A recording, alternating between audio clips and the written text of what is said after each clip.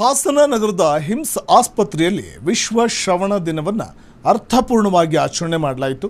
Hymns ನಿರ್ದೇಶಕರಾದ doctor Rajanna ಕಾರ್ಯಕ್ರಮವನ್ನು ಉದ್ಘಾಟನೆ ಮಾಡಿದರು. ಕಾರ್ಯಕ್ರಮದ ಅಧ್ಯಕ್ಷತೆ ವಹಿಸಿದ್ದ ENT ವಿಭಾಗದ ಮುಖ್ಯಸ್ಥ ಡಾಕ್ಟರ್ ರಾಘವೇಂದ್ರ ಪ್ರಸಾದ್ ಮಾತನಾಡಿ, ಶ್ರವಣ ದೋಷವನ್ನು ಮೊದಲೇ ಪತ್ತೆ ಹಚ್ಚಿ ಚಿಕಿತ್ಸೆ ನೀಡುವ ಮೂಲಕ ಕಿವುಡುತನ ತಡೆಯಬಹುದು ಅಂತ ಹೇಳಿದ್ರು. ಇನ್ನು ಖಾಸಗಿ ಆಸ್ಪತ್ರೆಗಳಲ್ಲಿ ಸುಮಾರು 11 ಲಕ್ಷ ರೂಪಾಯಿ ವೆಚ್ಚವಾಗುವ ಕಾಕ್ಲಿಯರ್ ಇಂಪ್ಲಾಂಟ್ ಶಸ್ತ್ರಚಿಕಿತ್ಸೆಯನ್ನು ಹಿಮ್ಸ್ನಲ್ಲಿ ಸಂಪೂರ್ಣ ಉಚಿತವಾಗಿ ಮಾಡಲಾಗ್ತಾ ಇದೆ ಅಂತ ಮಾಹಿತಿ ನೀಡಿದ್ದಾರೆ. ಈಗಾಗಲೇ ಆಸ್ಪತ್ರೆಯಲ್ಲಿ ಯಶಸ್ವಿಯಾಗಿ ಶಸ್ತ್ರಚಿಕಿತ್ಸೆಗೊಳಗಾದ 6 ಮಕ್ಕಳಿಗೆ ಇದೇ ಸಂದರ್ಭದಲ್ಲಿ ಸನ್ಮಾನ ಮಾಡಲಾಯಿತು. ಇನ್ನು ಕಾರ್ಯಕ್ರಮದಲ್ಲಿ ವೈದ್ಯರಾದ ಡಾಕ್ಟರ್ ಪ್ರವೀಣ್ ಚನ್ನವೀರಪ್ಪ, ನಾಗೇಶ್, ಆರಾಧ್ಯ, ಹೇಮಂತ್ ಹಾಗೂ ಡಾಕ್ಟರ್ ಮನು ಪ್ರಕಾಶ್ ಉಪಸ್ಥಿತರಿದ್ದರು. ಸಮುದಾಯದಲ್ಲಿ ಶ್ರವಣ ಆರೋಗ್ಯದ ಬಗ್ಗೆ ಜಾಗೃತಿ ಮೂಡಿಸುವುದು ಈ ದಿನದ ಮುಖ್ಯ ಉದ್ದೇಶವಾಗಿತ್ತು. ಎಲ್ಲರಿಗೂ ನಮಸ್ತೆ. ನನ್ನ ಹೆಸರು ಪೃಥ್ವಿ ಅಂತ.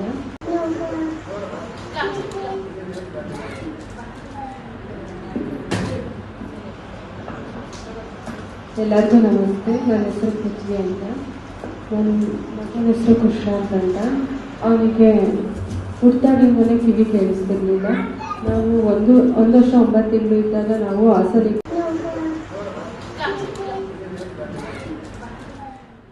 ಕ್ಷಣ ಕ್ಷಣದ ಸುದ್ದಿಗಳಿಗಾಗಿ ಫ್ರೀಡಂ ಟಿವಿ ಸಬ್ಸ್ಕ್ರೈಬ್ ಮಾಡಿ, ಲೈಕ್ ಮಾಡಿ ಹಾಗೂ ಫಾಲೋ ಮಾಡಿ.